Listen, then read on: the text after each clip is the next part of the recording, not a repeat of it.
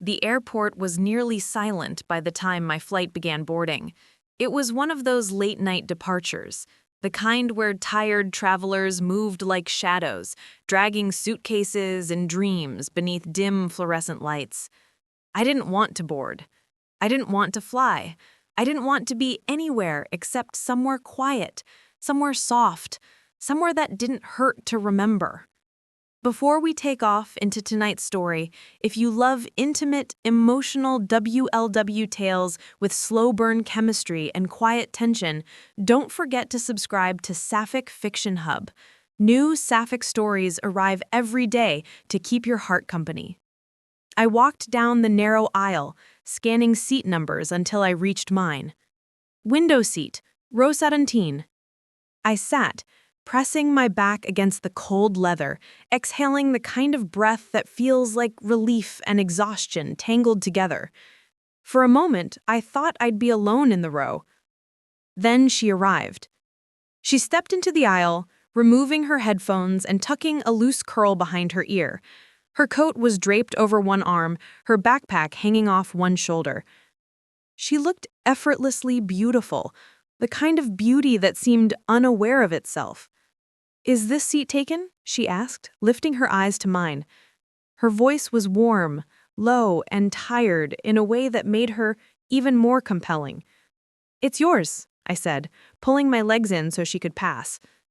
She slid into the seat beside me, her shoulder brushing mine for just a moment, a soft, accidental touch that shouldn't have meant anything, but somehow did. The cabin lights dimmed to a soft amber glow. Outside, rain streaked across the window, blurring the runway lights into long, golden smudges.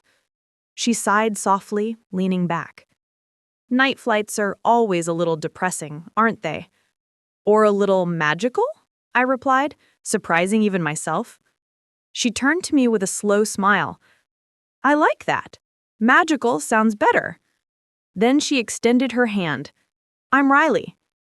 Riley! Of course, her name would be something beautiful like that, something gentle, something that felt like early morning. "Emma," I said, shaking her hand. Her fingers lingered, not long enough to be improper, just long enough to make time pause. "Nice to meet you, Emma," she murmured. The cabin filled slowly, row by row. People dragged bags, adjusted overhead compartments, muttered to themselves. But next to me, everything felt strangely still, calm, warm, anchored.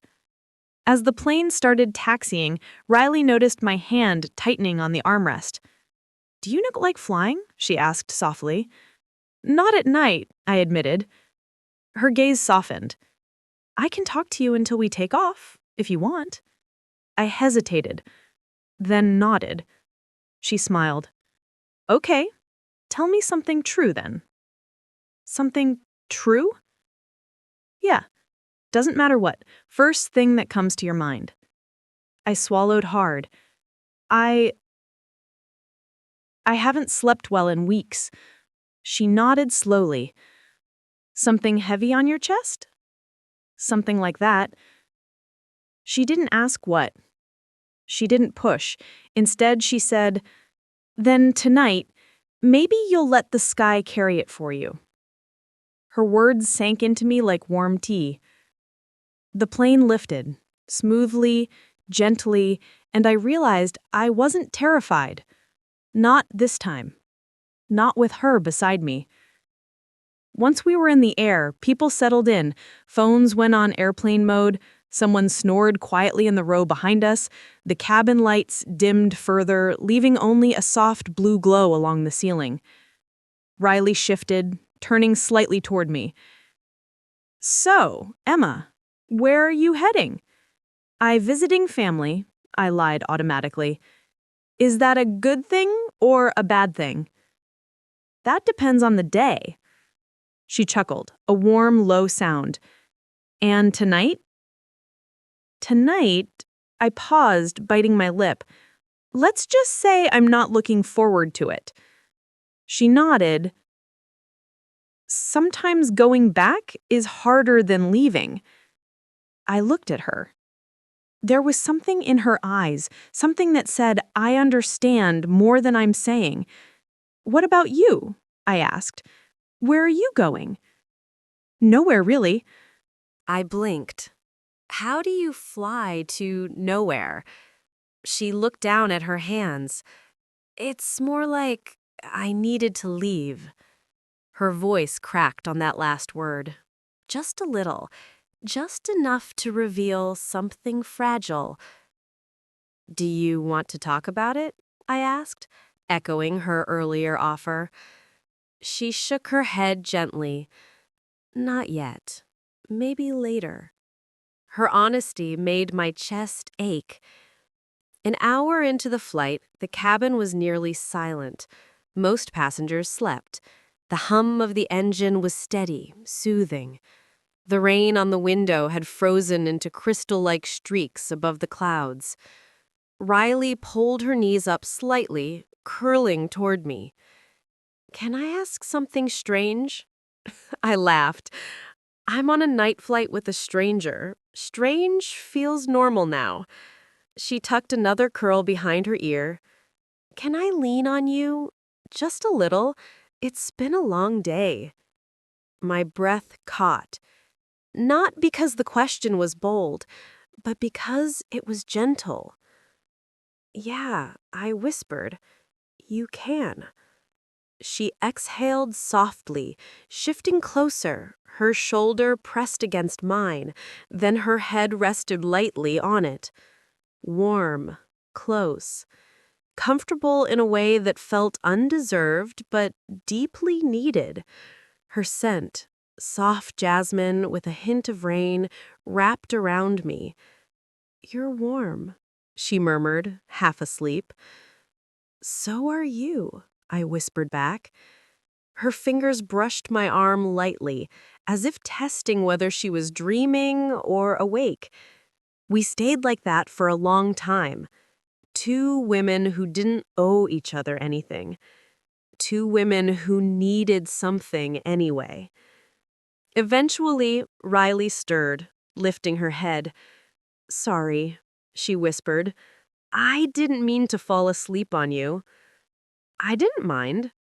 She studied me quietly, eyes soft, grateful, searching. You're different, she said. How? You don't pretend you don't feel things. I swallowed. I feel too much, actually. She smiled, small, sad, beautiful. Me too. She reached for the window, pulling it closed a little to dim the outside light.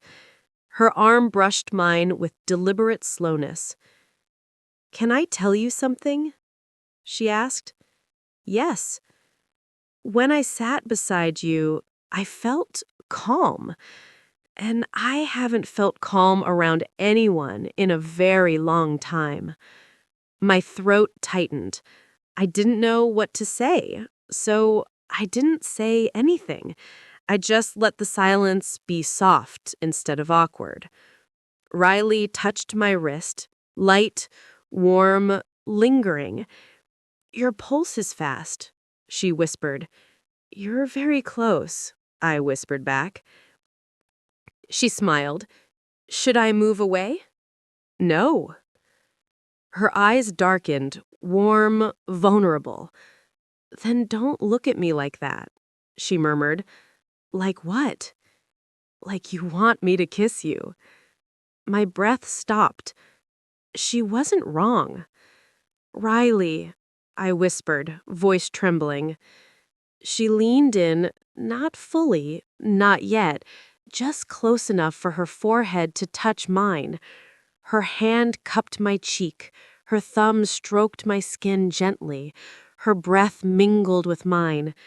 Do you want this? She asked. The hum of the engine faded. The whole world faded. I nodded, tiny, trembling. Yes. Riley exhaled softly, relief and longing tangled in one breath. Then she touched her lips to mine, soft, warm, slow. The kind of kiss that feels like a secret shared between two people suspended between earth and sky. Her hands slid behind my neck, pulling me closer. My fingers tangled in her hair. She kissed like someone who had been waiting for a moment to feel safe, even if only for a few minutes. When we parted, our foreheads remained touching. "We're landing soon," she whispered. "I know. What happens when we do?" I swallowed. "I don't know." She smiled gently. "Me neither." But she took my hand, interlacing our fingers softly, as if afraid to break whatever fragile magic we'd found above the clouds. And for the first time in weeks, the weight on my chest felt lighter. If this story made your heart ache, made you feel seen, or made you want the next flight to come sooner, don't forget to subscribe to Sapphic Fiction Hub. New intimate WWL stories land here every single day.